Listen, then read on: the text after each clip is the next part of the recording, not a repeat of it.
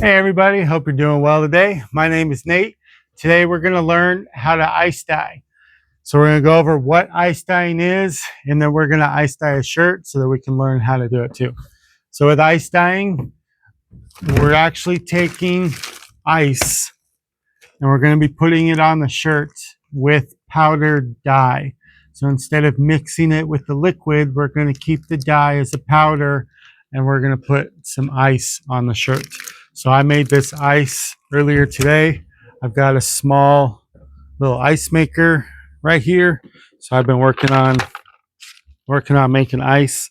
It is now full. It only makes a little small amount at a time, but it keeps me from having to buy any. So someone gave me that shirt, gave me that ice maker, and I gave them a shirt. And this will be the first time I actually use the ice to make a shirt with it. So I thought it'd be nice to make the video doing that as well.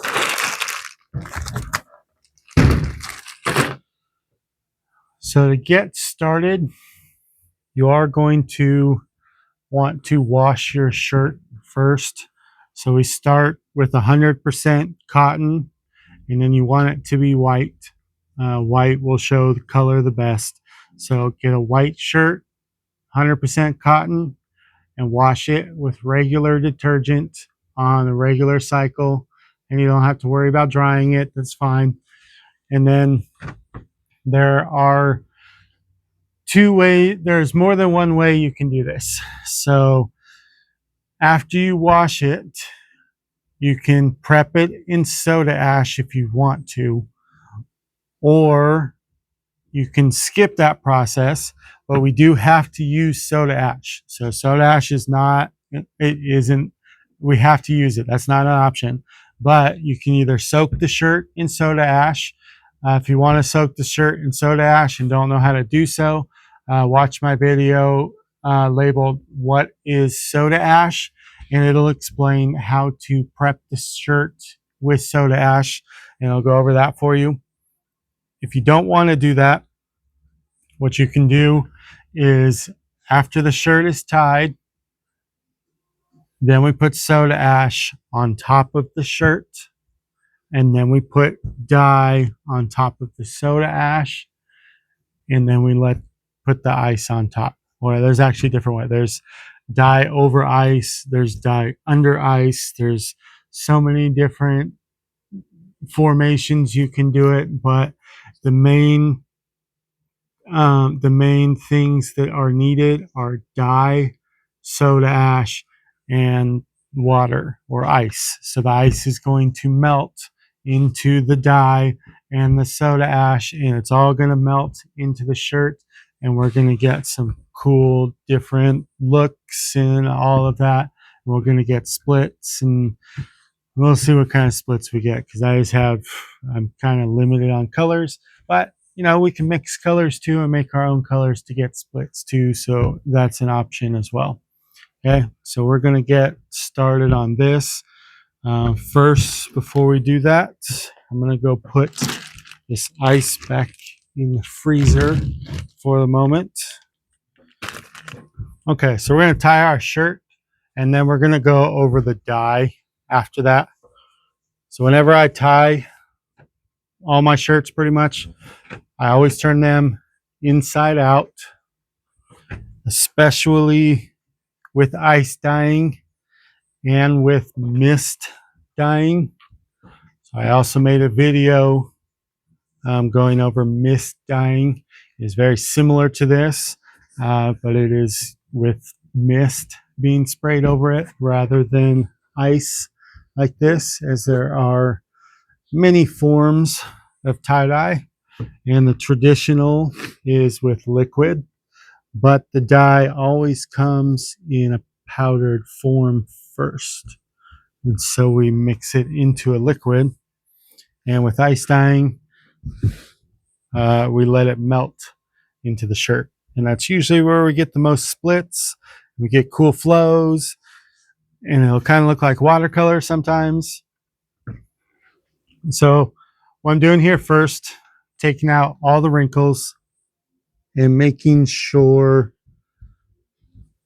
that my shirt is even from side to side. We want these to be the same. I'm going to be folding this shirt in half. And so we want to make sure that all of that is the same, so that once we put dye, we end up having the same on this side and the same on the back as the front. So if there's any wrinkles or anything that don't get taken out, then what will happen is the dye sometimes misses the layers and it goes around because a wrinkle didn't allow the dye to flow properly. It's always going to take the path of least resistance. It's always going to. There's no way around that. And so you're trying to make the path of least resistance the same between all the layers so that you have a shirt that's the same between all of it. So this pattern here, I'm going to do a pleat and a scrunch. So I also made this same pattern on my how to tie-dye video that I just put out. And then also on my mist dyeing video, what is mist dyeing, that just came out as well. I am going to be tying all of these the same, but they're all going to be dyed all different. So this will be ice dyed, and my mist dyed one is mist dyed, and then my how to tie dye is liquid dyed, which is traditional. That's the traditional way to use tie dye or to use dye for what is called American tie dye. Of course, we don't call it American tie dye because we are here in the U.S. But outside of the U.S., there are different forms of tie dye, and so they have different names, but where they are from, they are not called the same as what we call them, if you could say. And some of them are just dyes, but we'll call them. You got batik dyes. You got many different types of dyes, but I am just going over the tie dye, and you can hear my ice maker back here making more ice. It's actually pretty quick. I didn't start it until kind of late. I have no idea how much ice it's going to make, and I'm just going to use whatever ice it makes. It may not make enough. Whatever, that's cool. Whatever it makes, it will melt into this shirt, and we will get a design. So it just depends on how much flow, how much color, how much. There's so many different factors in this that can change it. And so each factor changes everything. You can even make two shirts at the same time, use all the same stuff, but one gets a slight bit more ice or a little bit more dye or a little less dye, and they could look completely different. So that's one of the fun things with ice dyeing, is sometimes you really never know what you're going to get, because that water is just going to flow everywhere. And so your path of least resistance could be different with, well, it will be different with every single shirt. And so you will get different results with every single shirt. And you can even do exactly what I'm doing right here. I know I'm not explaining how I'm doing this. If you need to see how to do this, in the how to tie-dye video, I'm pretty sure I explain all of this. But it is just a pleat down the center, and then the Rorschach scrunch on the side. So it's a two-part design. Both of them fairly simple, just to keep keep this video manageable for most people. I feel like if you have any kind of tie-dye experience at all whatsoever, you can definitely do this. Even if you don't, just listen along, you'll definitely be able to. So when I first started tie-dyeing, I didn't want to use liquid dye. I was mainly a hot water irrigation dyer, and then I got tired of heating up the water all the time, so I just started mist dyeing, and it was the same thing because I wasn't in any kind of rush. Where hot water irrigation is, if you're in a rush and you need it, you can have it done in an hour, or you can have it done and into the washing machine within an hour. Where ice dye, this is going to take a while because we're going to have to wait for the ice to melt completely, and then once the ice is done melting, it has to batch for 24 to 28 hours depending on where you live and the temperature it's in. So I'm in Texas, 24 hours for me because it's hot here. And actually, I won't even need to batch it that long because I'm going to put it somewhere where it's going to be done overnight after the ice melts. So this actually, I won't have this finished and posted for a couple days, but this will have to batch for a full day, basically. Okay. So now we got that tied. Let me kind of fix this a little bit. All right. So now we're going to dye that. So to help kind of spread your dye, you can even mix. It actually helps to mix soda ash in with the powdered dye. You can mix it half and half. You can do 2 parts soda ash to 1 part dye. You can go all the way to 6 parts soda ash to 1 part dye. It's really up to you. There's so many different different ways that you can do this. So it's really just experiment, see what works for you. A 3-to-1 or a 4-to-1 is typically where most like to settle. So just kind of gauge with that. And then even depending on whether you prepped your shirt in soda ash first, or if you're going to be putting soda ash on it like right now. So like, since we're right here, I'm just going to go ahead and take the soda ash, and we're just going to do a nice little light dusting and sprinkle on here. And so you can see a big old clump ball fell out. So I'm going to be putting that back in there. But even if you prepped your shirt in soda ash like I did, you can also put soda ash on top of the shirt. You can't really have too much soda ash. You can have too little. You can definitely have too little. Too much, it's, kind of work with it there. And then the dye.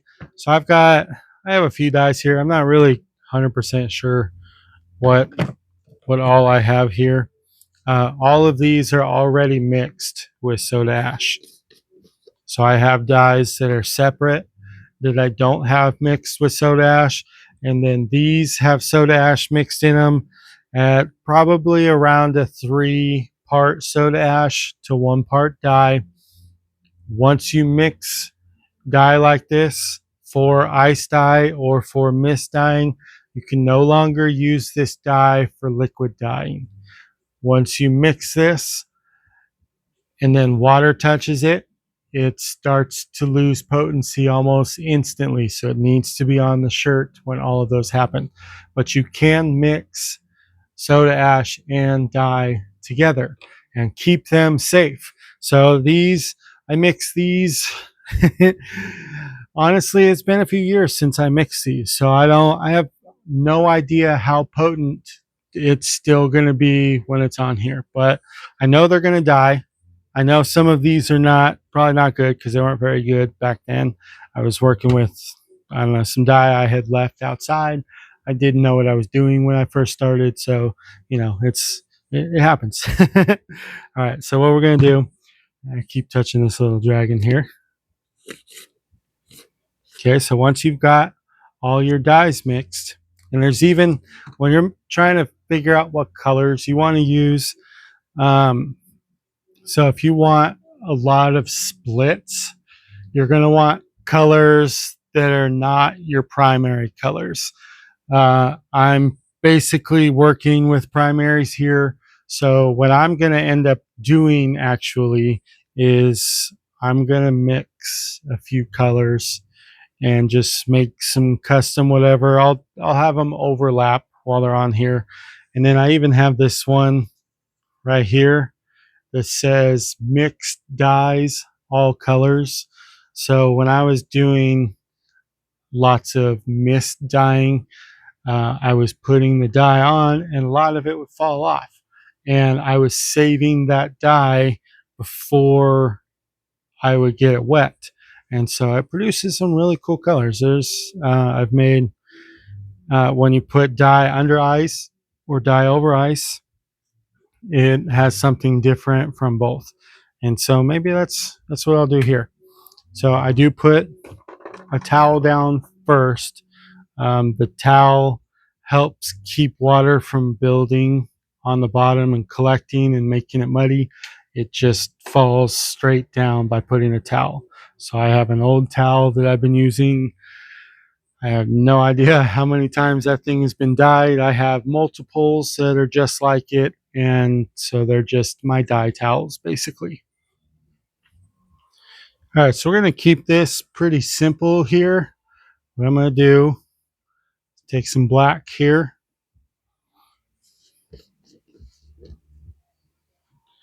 And right across this line here,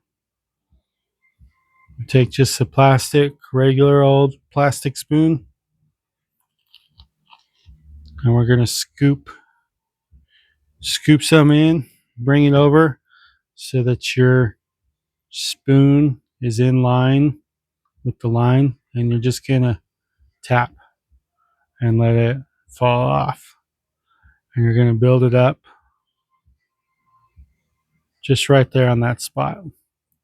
May have put a bit, and with black I like to put usually a little bit more. Black's not always the greatest.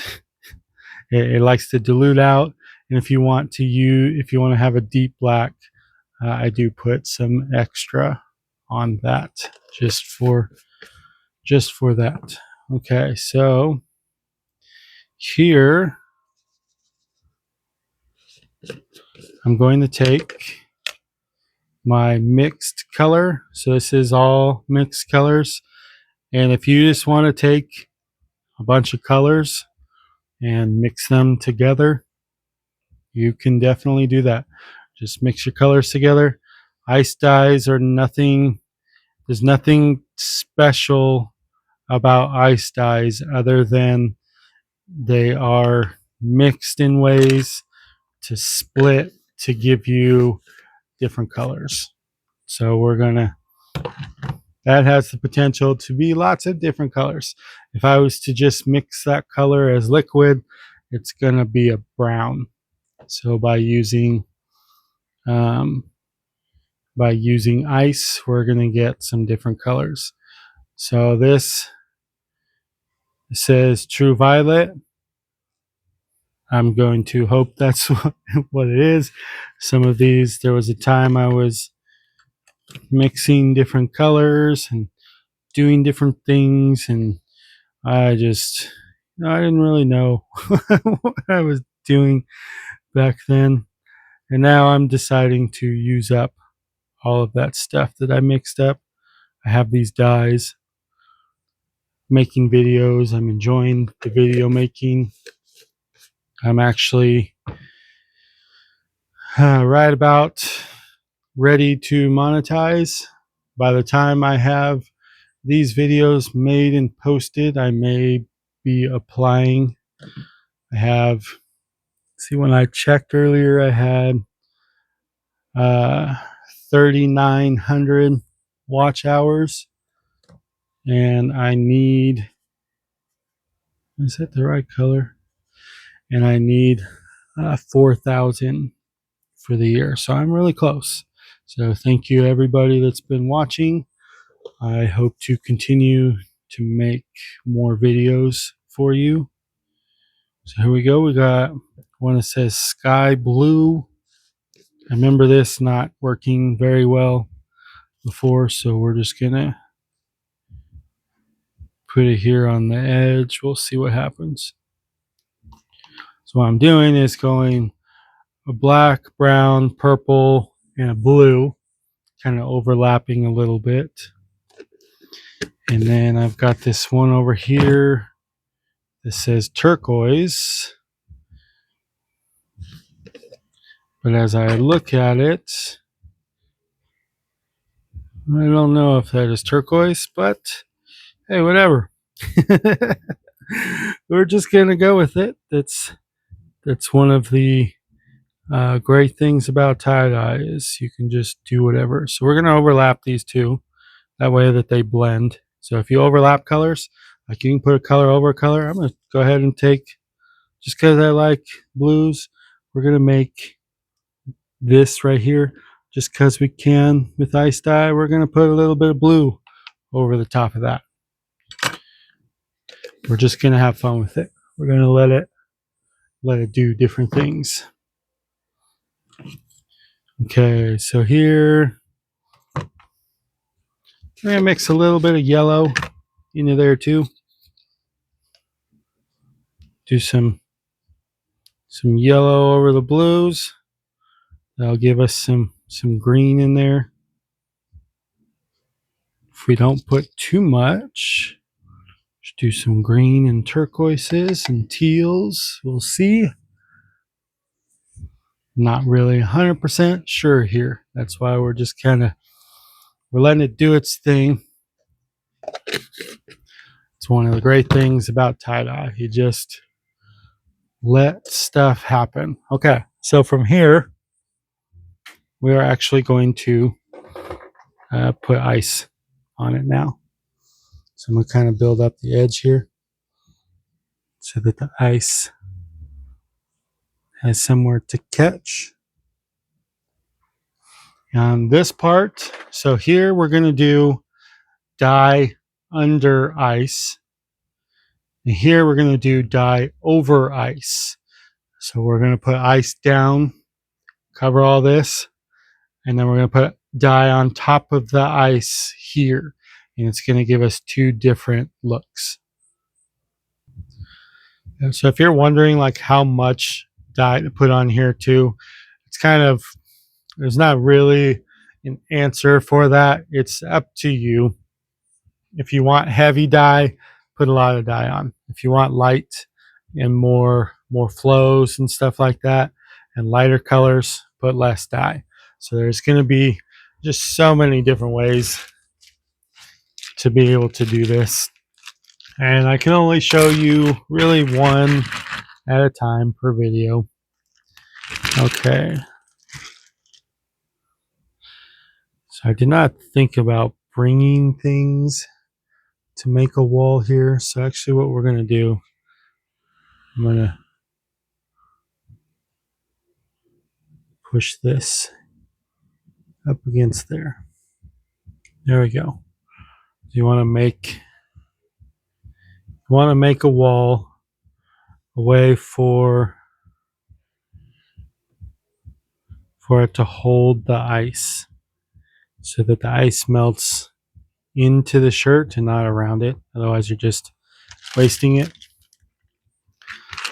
Okay, so now we got our ice. You can put it on quick, you can put it on slow.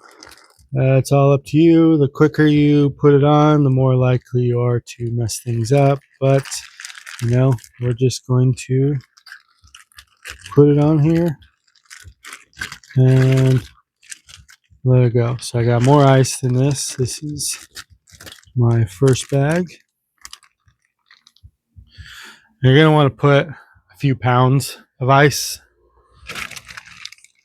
Let's see. Need to break this ice up. Okay. So the more ice you put, the more flows you get, and the more dispersion.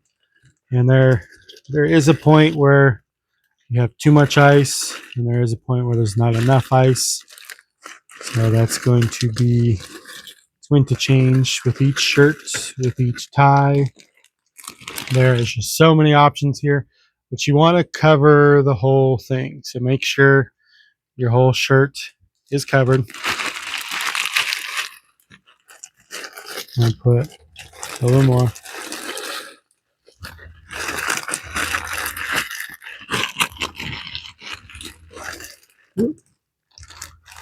Don't quite want a big clump like that. Maybe, I don't know. Let's put that big clump right there. As long as it stays on here. And I'll put, no, I'll save that one for later. Just make sure you got plenty.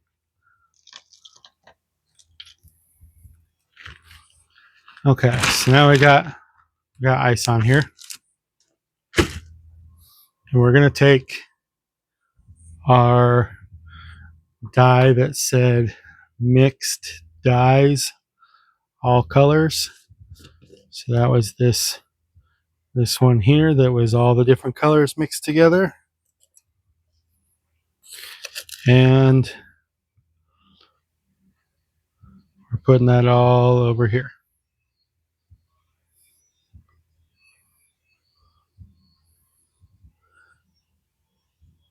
It kind of doesn't look like mixed dyes, all colors. That just looks like terracotta, because I was messing with terracotta at one point. So what I'm going to do is I'm going to pour some turquoise in there.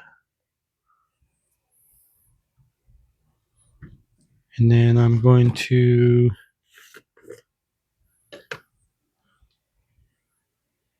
pour some of this red.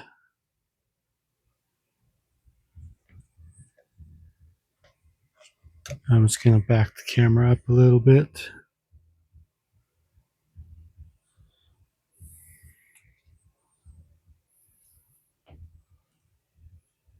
Pour some of this red in here.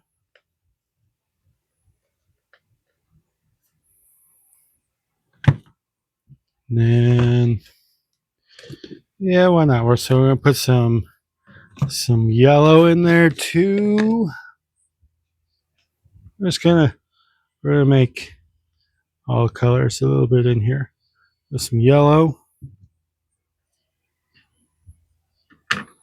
That's the fun part about dyeing things, is if you want to mix all the colors like this, you are more than welcome. And it's almost looking like it's starting to split into more colors. So maybe there were more colors in there than I thought. Maybe there weren't. I don't know.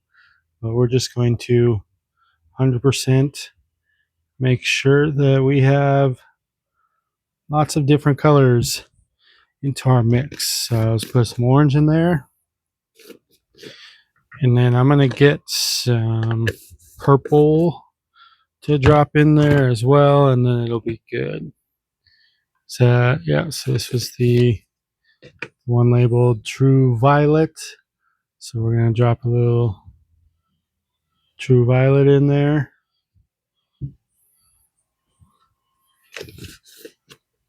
And then we're going to just give that a good little mix. Make sure all of that is dispersed evenly and everywhere. Doesn't really necessarily have to be even. That's kind of all up to you. We are going to let the ice tell this what to do. So there was just our mixed dye. We're going to throw it over this. So now we truly have many mixed colors right in here. I want to make sure to get the whole thing. And there we go. That'll be good. Whatever happens there, we're gonna let that sit. So you want to let it sit until all of the ice dies. I'm sorry, all of the ice melts. And if you still have dye or it doesn't quite look how you want, you can always add more ice on top. I'm just gonna go ahead and build this up a little bit farther.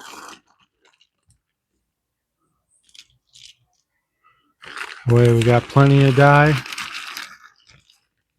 There's even a chance that we will have to flip this over and dye it from the other side when it's done.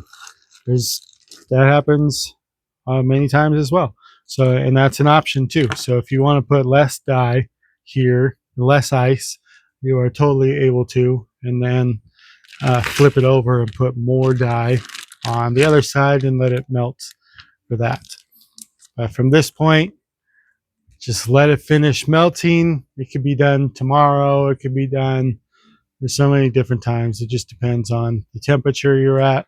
So let this sit, and then we're going to let it batch for 24 to 48 hours after the ice is done melting, and then we can wash it out. All of our ice has melted, so now we're going to flip this over. So you can see how there's still some dye on here. There's still some soda ash. At this point, we kind of make a decision on whether we want to put more ice on the top or if we want to flip it over and put ice on the bottom. It's really kind of, there's a lot of different decisions you can do from here. And I am not going to put more ice on the top. I feel like it has melted enough. So what I'm going to do is flip this over and see how it looks here. So you see how we have color all on this side. So I feel like we have put enough dye on this. We've let the ice melt enough. So this is now going to batch, and we're going to wash this out tomorrow. Before you start rinsing, you want to fill up a bucket with hot water and some blue dish soap. So we're just going to let this fill up most of the way. It's about 2 gallons. So I'm going to get most of the way full. I can fit about 3 shirts or so in here. Not a whole lot, but I'm not rinsing a whole lot right now. But always rinse out, or always make the bucket to soak your shirt. We're going to soak the shirt for about 15 to 20 minutes in this.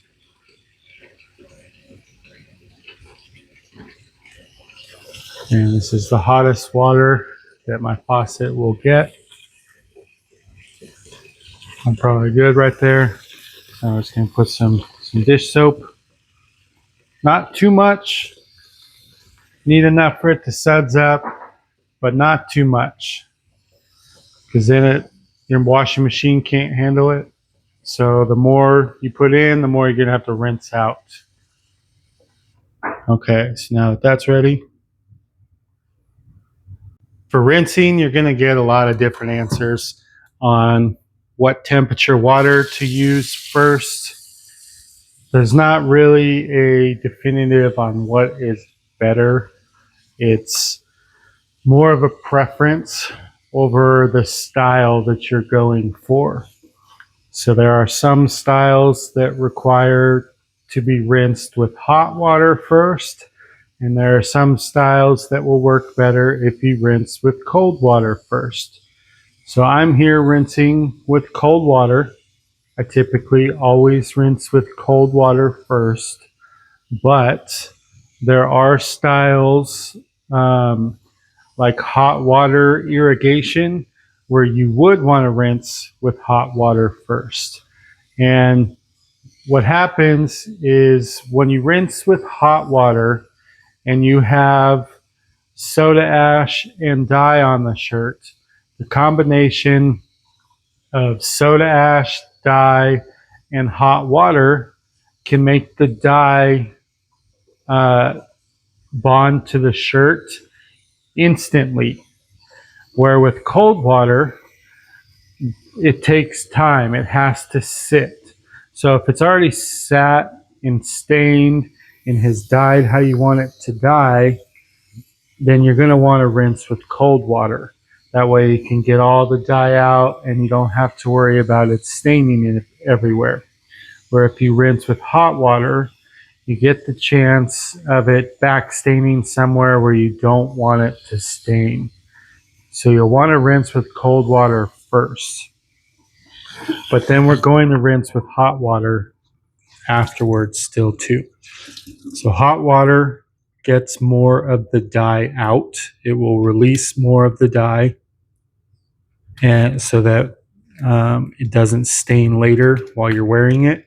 Because our goal here is to get all of this dye out. We don't want any dye left at all whatsoever. So we're going to use hot water, but we use cold water at first so that we don't get back staining where we don't want it to be. And then we come through with the hot water. Actually, before I rinse, I'm going to open this up so you can see. So here was our pleat, and we put the multiple colors here. And then over here we use that all color mixture. So I'm going to open this up more. And we'll see a little bit more variance in color in this too after it gets washed. But for now, it's going to be the darkest that it's going to be. I'm still rinsing with cold water. What I'm doing is trying to get all of the soda ash out first. I want to make sure there's no soda ash left in this shirt at all. Just keep rinsing with cold water. And then once most of the dye is out with cold water, then you can switch over to hot.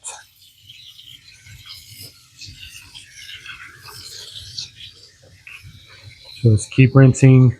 Colors like red and fuchsia and some of the purples, they can take a very long time to rinse out. So you'll just see them keep on coming out. As you can see, a bunch of red in this. I'm going to switch over to hot water now. And we're going to continue rinsing on hot water.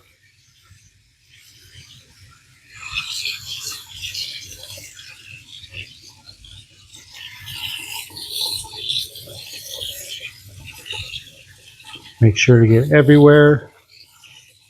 Definitely where all the seams are.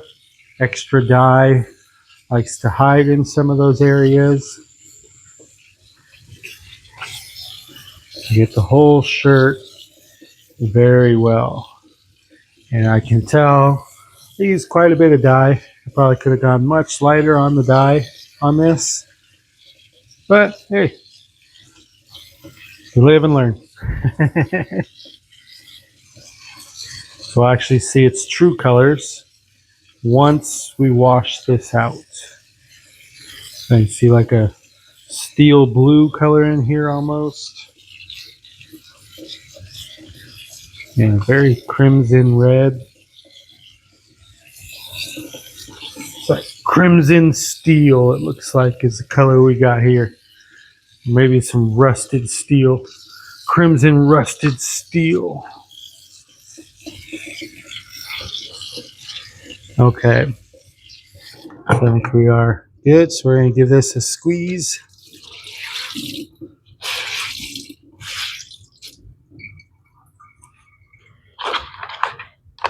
And then it's going into the bucket. And we're going to let this sit for about 15 to 20 minutes.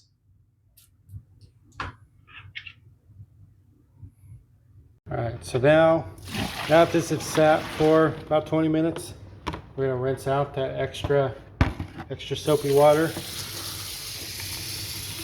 Get the soap out of this real quick. The reason you want to rinse this soap out is your washing machine is not capable of handling the suds that come from dish soap. The laundry soap doesn't sud up like this, but laundry soap also won't get the dye out on its own. So we need to soak in this dish soap. This releases most of the dye, and then we rinse out this dish soap, and then we put it in the washing machine. That one is mostly rinsed. We'll work on this one here. This one here is ice dyed, and that one is mist dyed. I do have a video on how to make both of these.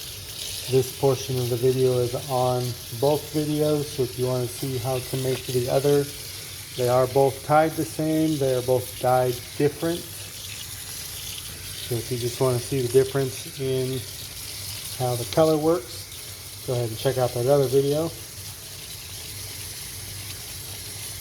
But now at this point we're pretty much rinsed out, so now you can wash these in the washing machine. So what you're going to do is just a regular wash cycle with regular laundry detergent, and then once it's done you can dry it in the dryer if you want, or you can air dry, or you can hang dry. It's really a preference on however you treat your clothing normally. And then if you look at the tag of your clothes, where the tag is, should be right here. So just read your tags. I know you probably can't read that on the screen, but read your tags here. The tags will tell you how to wash the clothes. So the dye itself is permanent. You're not going to get the dye out now. Just don't use any bleach on it. So just wash your clothes however the manufacturer says. Now we are going to put these into the wash, and then I will go over them after they are finished. All right, so our shirt is now washed and dried. So we're going to go over this just a little bit. So you can see right here down the center, this is where we did the pleat pattern. And so our color kind of goes, we did the black on the outer edge of the rubber bands. And then when we worked our way in, we did one color. We did another color, and then another color, maybe two colors. I'm not 100% sure if we did 2 or 3 colors right here, but you can see how we got some splits in the middle. We've got some like maroon to reddish, and it works its way into blue, purple. We got a little bit of yellow, green, and some, I wouldn't say it's orange, maybe kind of a salmon color in here in the middle. And then we don't have, there's no hard lines. Everything is real smooth. Everything blends and flows in. So even our black kind of blends in here with the colors next to it. And then on the outer edge here, we did the Rorschach scrunch. And so and we also put the dye over the ice. And so that gives us quite a bit difference in color here. So you can see there was a lot of reds in that dye mixture that I used. So that red definitely did take over, but you can tell there's quite a bit of blue. It's a light blue that showed its way through here. And then there's some speckling of it all throughout, or a little bit of marbling of it throughout. There's a little bit more darkness with a little bit of purples in here as well. And then we'll flip this over to the back side. You see we got the same image here on the back as we do on the front. We got the same image on the side and the side. So it looks like we might actually have a little bit more yellows on this back side possibly than we did the front. That will happen a little bit. But one of the reasons why I say it's so important at the very beginning to get all of your wrinkles out is so that you do have the same image from left side to right side, or right side to left side from your view, and then the same image on the back of the shirt as you do on the front of the shirt. So please be sure to click that like and subscribe button for more videos. My name is Nate. Thank you for watching.